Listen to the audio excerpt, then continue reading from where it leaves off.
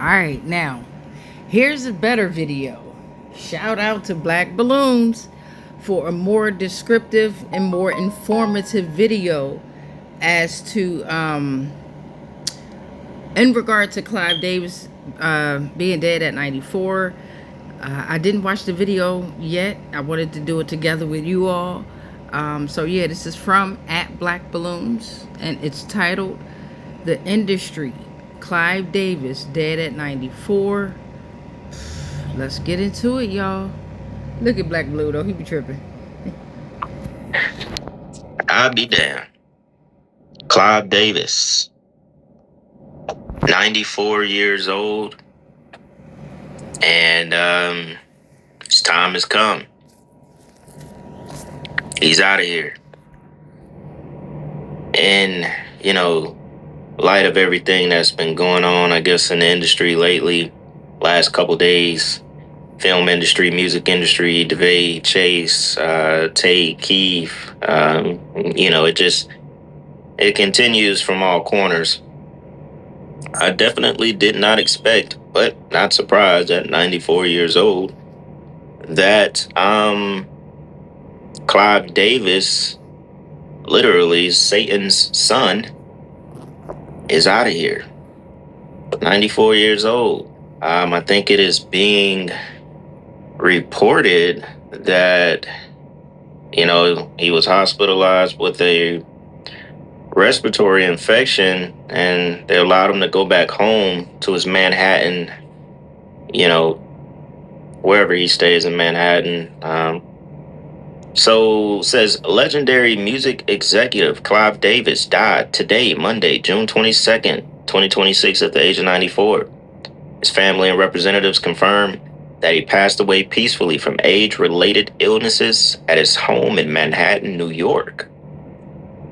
Known widely as the man with the golden ears, Davis left an inedible mark on the global music industry over 6 decades, responsible for The Voice herself, Whitney Houston, Bruce Springsteen, Janis Joplin, Alicia Keys, Barry Manilow, Aretha Franklin, Carlos Santana. I mean, the list goes on.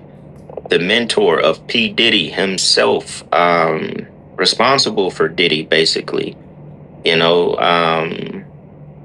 When Diddy was, y'all know, it was like in a documentary as well, when Diddy was basically fired from, what was that original label? I forget what it was, but I think at the time, Clive was Arista, and he ended up signing Diddy, and they created Bad Boy together, so on and so on, right?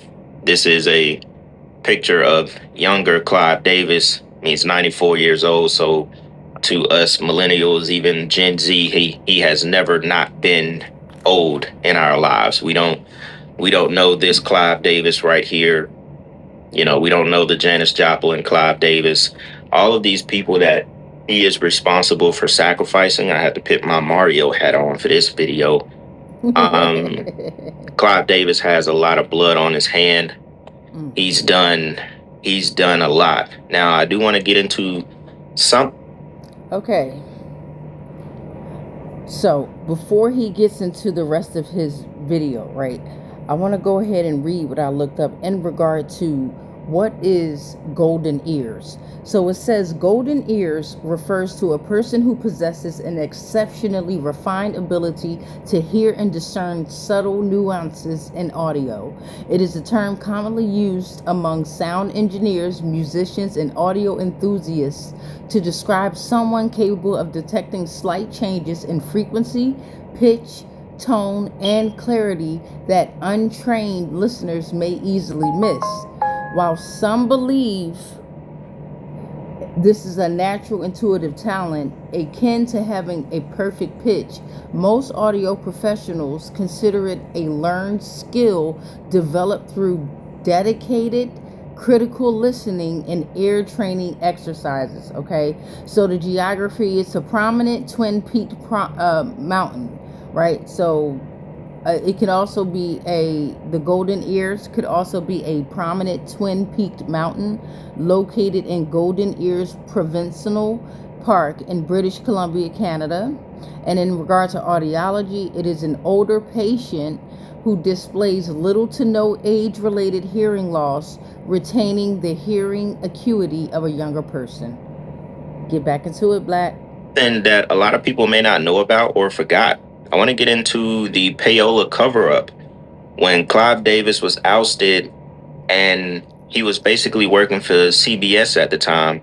We're going to go first into this clip right here. He explains it the best, this guy that appeared on the Sean Ryan podcast, because this was back, when the Diddy stuff was really going crazy. And so he talks about it and explains it the best. Then, of course, I have a bunch of different clips where we're going to get into just different stories of people talking about Clive Davis. I mean, the video will be pretty long, but this is one of those videos where we could, like, if I sat down and really made this, we could go like an hour with everything there is to cover about Clive Davis, especially going all the way back to Janis Joplin. Yeah, it's deep. So let's go ahead and get into this real quick. It's interesting. Check it out. And then in 1993, he and Clive Davis founded Bad Boy Records. Clive Davis, how do you describe Clive Davis? There's an infomercial about him now, which is a document. It's being called a documentary. And it makes him look like this benign octogenarian that's helped all these rock stars with their careers. But people in the music industry really don't like Clive Davis, most of them. And his criminality is kind of amazing. He got busted. He's been for filing false tax returns 3 times and then defrauding the IRS 3 times. He was involved in the biggest payola scandal. That's when record companies give money to radio stations to play their songs. Mm-hmm. He was part of the biggest payola scandal of all time as president of ABC Records. And then there was a Genovese crime guy named Pasquale Falcone, and he got busted smuggling 22 pounds of heroin into the United States. And the Justice Department started digging into him, and they came across all these shell companies that he headed, and Clive Davis was funneling money from ABC Records to these shell companies. So I've just told you about 2 decades worth of criminality by Clive Davis, and that guy has not spent one night in jail. That's what's amazing about him. So in 1993, I think he takes P. Diddy by the hand and they get on the yellow brick road. And P. Diddy has been engaged in all kind of criminal behavior, but nothing has come out. And I believe for Clive Davis, this is just my surmise, for a guy to commit as many felonies as he's committed and not spend a day in jail, I believe he's working for the government on some level as an informant. I mean, who knows? But so an informant for what? What makes you think he's working for the government? I would say like an informant for the FBI or... For what? What would they be collecting? I mean, a guy in that position, I'm sure, has quite a panoramic view of certain types of corruption and criminality. Where? In what realm? In the music realm. Do you think the FBI is actually interested in the music realm? Yeah, I mean, there's all kinds of laws on the books about what people can, like the payola scandal. It's against the law for people to give money, for record companies to give money to radio stations.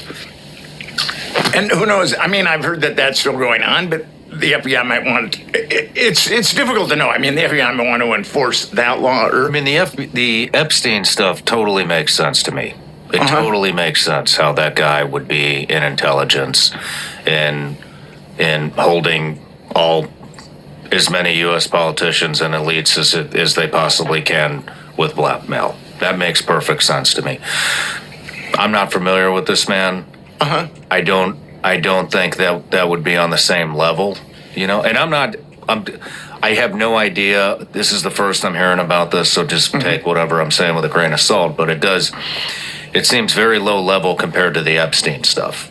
Well, the thing about Clive Davis and why I'm suspicious of Clive Davis is how do you commit that many felonies? The answer is that Clive Davis is fluish. That's the answer. Sean Ryan, clearly not that educated on this subject, but he's fluish. That's how he gets away with it. Okay, so before we get back into the video, I looked up something while Black Balloon was talking, and I just typed in 1993 Clive Davis conspiracies, and it says the year 1993 was a major turning point in the music industry for legendary executive Clive Davis, specifically regarding his joint venture partnership to fund Bad Boy Records with Sean Diddy Combs. This 1993 partnership and Davis's career formed the basis of several significant conspiracy theories and AI-driven discussions.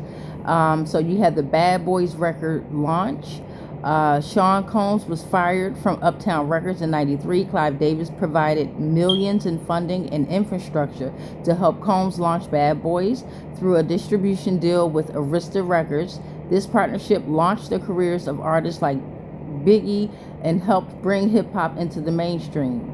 Diddy and industry conspiracies. Because of their foundational business partnership, online theories and AI overviews often tie Clive Davis to the controversies surrounding Diddy. Following Diddy's legal troubles, some unverified tabloid rumors and social media discussions have speculated that Davis was fearful of what Diddy might expose. However, Clive Davis was never charged or named in any Diddy-related indictments here. Then you have Whitney Houston and dark industry theories. The most pervasive conspiracy theories surrounding Clive Davis involve his close relationship with Whitney Houston. Davis discovered Houston in her teens and guided her career. Because Houston was found dead and unalived in a hotel bathtub on the night of Davis's annual pre-Grammy party, which continued downstairs, theories of foul play, ritualistic sacrifice, and cover-ups have circulated. Despite these speculations, her unaliving was officially ruled an accidental drowning with a clear toxicology report. And then lastly, we have online discussion and sentiment. Because conspiracy theories surrounding the music industry are often aggregated in forum discussions such as on Reddit, Medium, Facebook, the sentiment is highly divided. So on Facebook, you have the discussion about Whitney Houston's passing, and there's a consensus among some theory-oriented groups that Davis had suspicious involvement in or showed an alleged lack of concern for the downfalls of his artists. And just general industry context on platforms like Medium, industry observers point out that there is zero hard evidence of Davis's involvement in these tragedies. Nothing that the coroner's rulings and lack of legal action suggests. These theories stem purely from the timing of events. And of course, Clive Davis passed away in 2026 at the age of 94, closing the book on one of the most defining careers in music history. All right, back to you, Black. And not spend a day in jail. Yeah. I mean, that doesn't make any sense to me. Bluish. And then he gets busted committing felonies, and then he gets like the next great record executive job. And then he gets busted doing something else, and then he gets the next great record executive job. So I think that the only way that you can commit those kind of felonies and not spend a night in jail is if you've got something worked out. Do you think they're holding him? Do you think he may be some type of an informant to blackmail artists into? Are you a low-skilled worker looking to immigrate to Canada? Look no further. This video will discuss Messaging whatever narrative they want in the public eye through musicians? It's difficult to know, but people think of the power that musicians, rock stars have. That's kind of what I'm getting at. I mean, I can't remember the numbers, but they say Taylor Swift could influence an enormous percentage of the U.S. population in an election, and so that's why I'm asking. I'm not 100%. Actually, I have no idea who Davis is affiliated with, what kind of musicians he's affiliated with. The biggest names. But as in who? Bruce Springsteen. I mean, people like that. He's launched a lot of. So he could be blackmailing elite musicians to message particular narratives for FBI, CIA. That's the thing. I just don't know. I mean, but how does a guy commit that many felonies and not spend a day in jail? That is what with Clive Davis, that's what I've been trying to get my mind around. And the only thing I can think of is he's an informant of some kind. I mean, if you or I got busted defrauding the IRS just once, we'd probably have to spend some time in jail. Oh yeah, I mean they put Bernie Carrick in prison for, was it tax evasion for paying for paying his nanny cash. That's tax evasion. And the crazy thing is, this interview is just a year ago. Clive Davis, looked it up before I started the video. Clive Davis passes away with a net worth of $900 million. He's damn near a billionaire, with access to that type of money. Almost like his entire life as a music executive. And just in today's time, still worth almost $1 billion. So how does this guy... I mean, how does everybody pay... And then on top of that, I'm looking up on here, and I'm on Google, and I'm looking up terms like criminal negligence and involuntary manslaughter. I'm looking up vicarious liability here. So with criminal negligence and involuntary manslaughter, if an executive producer mandates unsafe working conditions or fails to enforce basic workplace safety, resulting in a worker's death, they can be prosecuted for involuntary manslaughter or corporate manslaughter. How many of his artists have been unalived while in the care of him, or his foot soldiers have been around those who have been unalived, okay, allegedly? And then we got vicarious liability. In civil litigation, a producer may be held financially responsible for injuries or wrongful death caused by an employee or a contractor, even if the executive themselves did not directly commit the act. So in regard to, let's say, Whitney Houston, when she was inside of his, at his event, right? And then she was unalived, allegedly, in the bathtub, but they made it look like a suicide and that she OD'd on some drugs there, okay? But even with that, couldn't that be vicarious liability? You're responsible for your artists and their well-being and their health here. I don't know. Let's get back into it. I mean, everybody who has lawn care service, are those, is that on the books? Yeah. You know what I mean? Give me a break. So how does a guy get, I mean, he's defrauded, he's been busted defrauding the IRS 3 times. Yeah. And I don't understand how there's a documentary about him. Well, I kind of understand that. That makes him not to be this benign octogenarian. Only reason I'm asking is I'm just curious, what do you think that intelligence agencies would get out of having him on the books? The only thing that can come to my mind is messaging.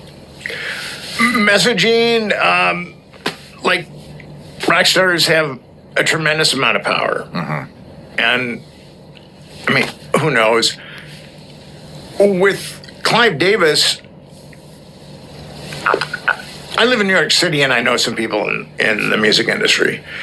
And they look at him as like the Antichrist. I mean, really? Yeah. There's this infomercial, aka documentary about him that, as I said, makes him look as a kindly octogenarian. But the people that I know in the music industry do not hold Clive Davis in very high regard.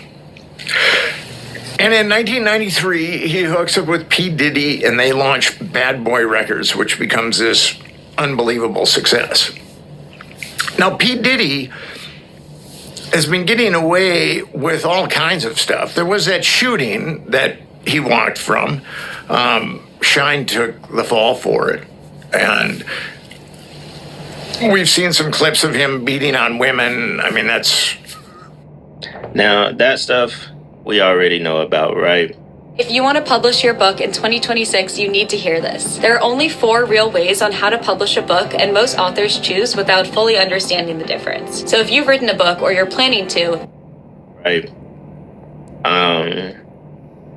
It's the truth, you know. Clive being responsible for Diddy, teaching Diddy every single thing that there is to know about the ins and outs of contracts, music industry, rituals, everything. You learn it from basically Satan himself, you know, one of Satan's best devotees, one of Satan's best homies. You know what I'm saying? Even got to live all the way up till 94 years old. You know what I'm saying? He paid so much blood, so many sacrifices and rituals. He got to live his full life. But guess what? You still got to answer the big God. It's crazy. Let's get into some more clips, y'all. Why did you let the party go on? Of course, this is a personal thing. But the Grammys were the next night. You don't cancel. You turn an evening into a tribute. You did a magnificent evening. Into... Did you give a thought to canceling? Never. You never thought? Never. Did you ever think... And the family did not want me to give a thought. Didn't? No. Knowing Whitney, I don't believe that she would have said, the show must go on. She's the kind of woman that would say, stop everything. I'm not going to be there. You know? I don't know what could motivate a person to have a party in a building where the person whose life he had influenced so enormously and whose life had been affected by her. So they were like, I don't understand how that party... I had Clive Davis by pure chance in here on Friday night. Yeah. Somebody said except he called it a tribute to her on camera before she was even found dead. Definitely a sacrifice. Just from that information there. And then I looked up, you know, what does Clive Davis own? And it says Clive Davis did not own a single massive permanent media empire outright, but rather co-founded, or held significant ownership stakes in several highly successful record labels throughout his career. So as they mentioned before, Arista Records, Davis founded this label in 1974, after his tenure at Columbia Records. Under his leadership, it became a massive industry powerhouse that he built into a $1 billion revenue generator before his ouster in 2000. Arista Nashville. Excuse me. Damn, it's raining outside too. So you got Arista Nashville, co-founded by Davis in 1989. The subsidiary label shaped the country music industry, so you're in country now, fostering the careers of artists like Alan Jackson and Brad Paisley. J Records, founded by Davis in 2000 after leaving Arista, he later sold his stake in this highly successful label to BMG for an estimated $20 million in 2002. LaFace Records, Davis part-owned and co-founded this influential R&B and hip-hop label alongside L.A. Reid and Babyface. You got Bad Boy Records. Through Arista, Davis had a part ownership stake and partnered with Sean Diddy Combs on a 50-50 joint venture for this label in 1994. Okay, and then it also says that, of course, he was connected to and had leadership roles at Columbia Records and Sony Music Entertainment. Well, Clive already knew what was going on. Obviously, when we talk about Clive Davis, the Whitney Houston sacrifice ritual will be the most talked about. Now, some of this stuff I may have to cover up in this video to protect from copyright, but The Whitney Houston death will be, the most talked about when it comes to Clive Davis, because they openly did this ritual and kept the Grammy party going on. That's probably why Bruno Mars never came to the Grammys. Y'all remember Clive Davis recently? It wasn't too long ago, because Clive, he was sitting on that show. He got that old man pouch. Y'all probably remember. He was doing an interview and he was like, Bruno Mars, he could never get him to perform at the Grammys because he keeps escaping them. It's like, that's probably why he didn't want to perform. You're scared you gonna damn sacrifice him and create another ritual like he did with Whitney Houston. And of course, we already know that story. I think I did multiple videos on Whitney. You're about to lose $50,000 for your car accident because you don't know this one trick. Check this out. I'm an attorney. I've been doing this for years. And I'm standing here because most people walk away. It's crazy. Let's move on, y'all. Y'all want me to talk about Clive Davis? Okay, let's do it. But I'm telling y'all right now, this story already took a turn that I was not expecting. So Clive Davis is over Arista, which is over Diddy's Bad Boy record. Now, rumor has it, allegedly, Diddy got on his knees for Clive Davis in 1994, and that's how Bad Boy Records came about. So that would make Clive Davis Diddy's mentor, right? And what they share in common is that both of their artists mysteriously end up unalive. Now, the rumor about Diddy getting on his knees for Clive in order to get Bad Boy would just be a rumor had Clive not come out the closet a few years ago. In 2013, Clive Davis released a memoir called The Soundtrack of My Life. In that memoir, an 80-year-old Clive Davis, at the time, this was in 2013, he admitted to being bisexual. What is going on? So yeah, let's sit and stew on that for a second. Then we can get into all of the mysterious unalivings of his artists. Now, she's right. He did come out in 2013 and admit that he's been bisexual all of his life. So, of course, him and Diddy did what they did. And, I mean, Diddy, one of those guys, he's been this way all his life, probably even before he got into the industry. But he also got into the industry very young. And meeting a guy like Clive Davis, putting him on to everything he needed to know, it was instantaneous for him. Instant. You know what I'm saying? And this is why he was able to get away with stuff for so long. But it's also why he ended up being put away and taught a lesson as well, because he's not foolish. You may have had those connections the entire time, but he got outside of himself trying to sue those French billionaires in the spirit world, as in alcohol. Let's keep it moving, y'all. Just gonna watch a few clips from the internet of, some stories about Clive Davis since he's passed away. You're telling me Clive Davis is the puppet master? That Clive Davis is behind the unaliving of Janis Joplin?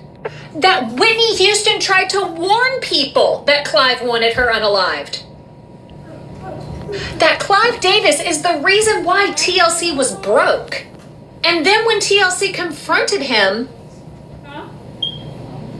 and you're telling me his friends don't think it was an accident? Somebody said Clive Davis, Quincy Jones, Berry Gordy. No one talks about them. The snake has 3 heads. Tupac once said Quincy Jones made a move on him. Oh, yeah. In audio that has since been scrubbed off the internet, even myself, when I started YouTube, I never could find it. Never could find it. If it's out there and y'all have it, it'd be nice to hear it. But I don't know why it was so important for them to scrub that off the internet. But haven't found it, haven't heard it since I was basically a kid, way younger, early in life. Somebody said, oh dear, Clive Davis is just the beginning. It goes much higher than old Clive. Some people got to realize that it don't always go higher than who's at the top. You know what I'm saying? As far as the music industry goes, we're talking about the music industry. No, it does not get any higher than Clive Davis. When we're talking about, what he's done, the blood that he has on his hands, at the top of the top, it don't get really much higher than that. You know what I'm saying? We talk the music industry. The industry is a bubble, and Clive Davis has sat on top of that bubble for a very long time. Old dude is also sitting on top of that bubble right now. Lucien Grange. You know, outside of him, we know there's a French billionaire. But we're talking about the industry. These people are the faces of the industry. You know, Clive Davis been doing this for a very long time. Let's move on. In that 1995 meeting in Beverly Hills in the home of Clive Davis, who was responsible for the murder of Whitney Houston, I said it. His days are numbered. And there were rappers there from all over the country.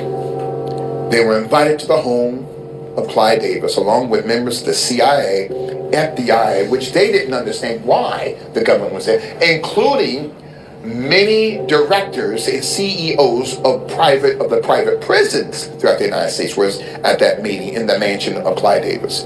And they were telling these rappers, you need to create songs talking about killing police, calling black women bees and hoes. You need to get more nasty so we can fill our prisons that we're building.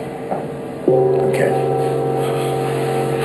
You know what's crazy during that time? I can recall when that gangster music came into play. That's it. And how they, you know, I don't know if the guys rapping it really knew, but they created the atmosphere. Yes. But it went from, I remember guys wanting to wear like the African chains around their neck, yes, dancing and the haircuts, flat tops, kid and play, Kwame, to the really thugged out and just the gang stuff. And I can recall going into like liquor stores or different places and all they had was blue and red rags. Right.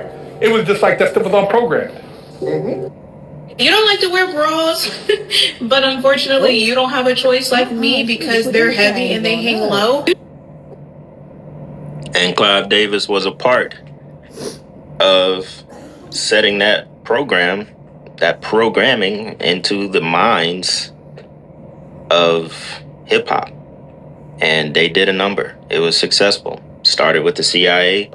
You go to the Fluish that basically has the most influence in the industry. And you invite a couple of the biggest artists, the biggest groups at that time. Because remember, somebody said it, this is the meeting that Busy Bone spoke about. Remember, there was one of the guys that, Crazy, not Busy. There was one of the guys that when he was there, he was talking about like he walked out of the meeting. He wasn't down for that shit. Like basically, they were telling you, we're gonna use y'all to poison your people so we can fund, you know, these prisons that we've invested in. We've invested in a bunch of these private prisons and we need people to fill them up. And so we're into the psyche enough of rap music and the damage that it can do. We already see y'all are, you know, F the police, this and that. Y'all getting them to come together and go against, you know, the system, go against the police. Shit, y'all can get them to kill themselves. Y'all can get them to have no life. Look, somebody said CIA controlled hip hop. Exactly. That's what it was. They said, we see the influence you have. You can uplift them. Well, shit, actually, we need you to don't do none of that. We need to fill these prisons up. So start making this gangster music, this and that, killing, selling drugs. We don't need y'all to be doing nothing else but that. That's it. And I also want you all to keep in mind about the DARE program, right? DARE, the DARE program, the Drug Abuse Resistance Education Program, which came out in 1983. Now, that was 10 years prior to this whole hip-hop industry movement here, okay? Which in 1993 is when he kind of linked up with Diddy, Bad Boy and all that. And then he's dead at 94, so I don't know, that's kind of a link too. But then you got the Drug Abuse Resistance Education Program, and that was an international police officer-led classroom program that taught students how to avoid peer pressure, drugs, gangs, and violence. But in reality, it taught them how to pressure their peer, how to use drugs, how to be part of a gang, how to do, how to cause violence, how to do these things, right? They didn't show them how to be safe from it. They were implementing it within the school system and the school structure, okay? So, yeah, and then also I looked up who mentored Clive Davis. Okay, so with that, it said Clive Davis did not have one single formal mentor in this traditional sense. Rather, he was self-taught and learned the intricacies of the music industry on the job. His career trajectory was shaped by several key factors and figures. His self-taught origins. He, of course, a Harvard-trained lawyer. Okay, so that explains the contracts that he had his artists signing into. Davis started his professional career in corporate law when he joined Columbia Records legal department in 1960. He had no background in the music business and learned it on his own by taking night classes and studying copyright law. Lou Adler, music executive and producer Lou Adler, served as a major catalyst for Davis's career. In 1968, Adler convinced Davis to attend the Monterey Pop Festival, an experience Davis described as a defining realization that taught him how to discover and sign music talent. Okay, then you got Harvey Sheen, a colleague from Davis's early law firm days, hired him in 1960, bringing Davis into Columbia Records as assistant counsel and ultimately setting the stage for his rise to the presidency of the label. So instead of being a protege, Davis spent his career serving as the mentor to countless legendary artists, including, of course, Whitney Houston, Barry Manilow, Alicia Keys, and Carlos Santana, just to name a few. All right. Back to you, Black. So we can become multimillionaires. And Clive Davis was at the head of that. Even if I'm in a, just saw somebody said Jaguar Wright warned us. Of course, Jaguar Wright talked about Clive Davis a lot. I think I got a clip from her. But if I'm not mistaken, Jaguar Wright also told that story of Chris Brown and Rihanna where it didn't happen the way that they told us. They said basically they all were at Clive Davis' house and Rihanna like gave Chris something and Chris was mad. I did a video on it. It was like basically where it all happened at. They all met at Clive Davis' house and Jay-Z and Clive Davis, they did what they had to do in order to make it look like Chris Brown beat her. It's crazy. Clive Davis involved in damn near every damn thing. As far as all these stories that we got and they told us what this narrative was, it was Clive Davis. You know, it damn near all started with him. He got his whole situation based off of Clive Davis. Clive Davis, yeah, that's what I was gonna say. So yeah, J Records was Clive Davis. I think he stepped down. Was Clive Davis, yeah. Who was really one of the absolute legends in the music industry. I mean, that's like Whitney Houston, you know. I mean, he's got a catalog that's insane. Yeah. Did you and Clive Davis ever interact at all or no? Yeah, in order for me to sign my deal, I had to sit down at a table with Clive Davis, and they had to look at Clive and say, "What do you think about this?" And he was like, Hit and run victims, you are not stuck paying for everything. A hit and run doesn't have to mean you're on your own. If you were injured and it wasn't your fault, you might still qualify for a settlement, even if they haven't found the... Oh man. That's when they signed the check. And then I had to go to like a bunch of parties with Clive Davis, like parties that I didn't even understand. It was just like people that I didn't know who they were, just a bunch of like millionaires and billionaires and houses that didn't even look real. And Clive Davis used to tell me, just you stand right here, put his arm on my shoulder and say, don't move. Everybody come by, they take pictures. I think I'm 16, 17, so it's all still kind of strange to me. Right now, I'm like, yo, Clive Davis, I need to borrow $30 million. I got these apartments. We finna do 10 projects, and I'll bring this $30 million back to you tomorrow, man. I didn't realize how much I had to juice. Oh yeah, he really got money like that. Yeah. Yeah, Clive Davis, like I said, I mean, when you talk about the all-time great music executives, period, throughout history, that's Clive would probably be Yeah. That's what we did. Yeah, exactly. Yeah. I mean, Think about that, y'all. A young Hurricane Chris said he had to sit down with Clive to even get, his deal signed. He had to sit down with the devil. Then you got to go be, you got to go be product now, like paraded around in a sense. Now I'm finna take you to these parties, just like this comment said. Clive went after young black artists, mainly lower class rural areas, the ones who knew nothing about the industry. It was so easy to manipulate and take them around bidders or buyers claiming to be high profile investors.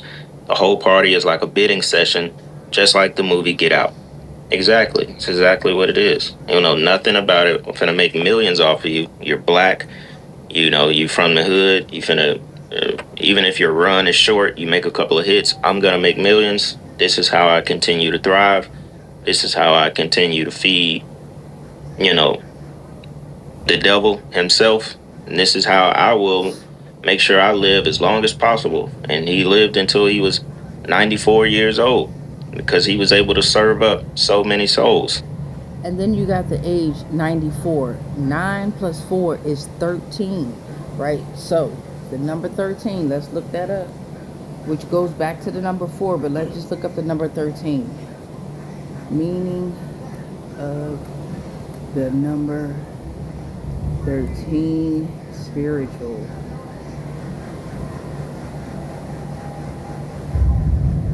Okay?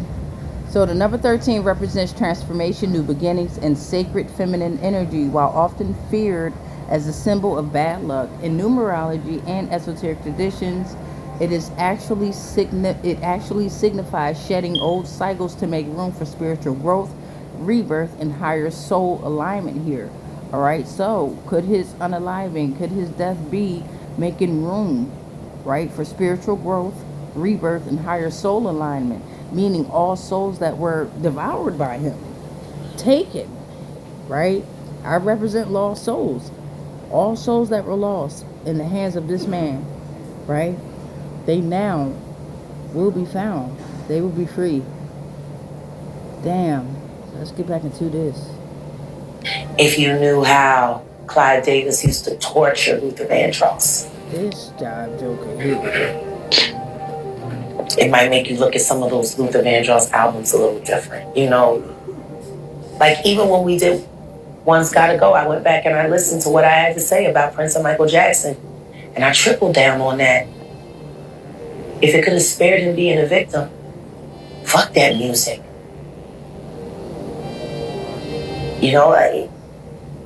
We shouldn't have to naturally expect as artists that we're going to have to be victimized to get ahead.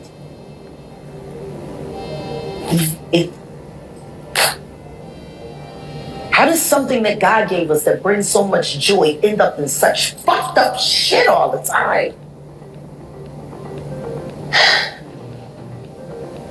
I want to be able to look at a young artist and see her grow up and know she never had to have what happened to me happen to her to get a Grammy, to get a sold out tour, to get a movie. That's my end game at this point. Can we make good art without having to hurt someone to do it? That is not, unfortunately, the way the music industry is ran. Y'all, this is music legend Clive Davis, dead at the age of 94. When you see this picture, somebody you wouldn't, just say you didn't know who Clive Davis was, you saw this, you would not think he would have been a part of the things that he's been rumored to be a part of, right? And yeah, man, it's actually pretty crazy. We are witnessing a time where the music industry is unfolding. It really has been for a long time now, but a lot of the major players are taking an exit. With Diddy in jail, Clive Davis dead. There's a lot of stuff going on, y'all. So I hope y'all enjoyed that one. You know, this was just kind of off the top of the head. Just like, let's just go ahead and put together like a compilation of a bunch of stuff, including Clive Davis and a lot of the stories. Music mogul, Clive Davis, dead at 94. Black Balloon. And I'm going to see y'all soon, all right? I'm out. This settlement check completely changed my life. So with that being said, a mogul. What is the definition of a mogul? Where y'all at? What is the definition of a mogul? All right. So a mogul refers to a very rich, powerful, and influential business person who dominates a specific industry. Okay. The term is commonly used alongside specific fields like media mogul, tech mogul, music mogul. Okay. In the business industry mogul, synonyms with a tycoon, a magnate, a baron. Moguls are known for building empires, driving market trends, and often extending their influence into philanthropy or politics. Okay. Historical origins. The word originates from the Mughal or Mogul Empire, a historically powerful Muslim dynasty of Mongol, Turkish, and Persian origin that ruled India between the 16th and 19th century. English speakers eventually adopted the term to describe modern-era business leaders who held similar overreaching power within their domains. Skiing terms, okay, unrelated to the business definition, but a mogul is also the term used for a bump, right, or mound of snow on a ski slope. The meaning comes from a completely different linguistic origin, the Bavarian dialect word mogul. Okay. All right. So that's me. I'm out. Thank you, Black Balloon, for the video and the reaction and the breakdown. As always, phenomenal job. All right, y'all. Much peace, much light, much love, but especially the darkness, because the dark matter. Clive Davis dead at 94, y'all. Peace.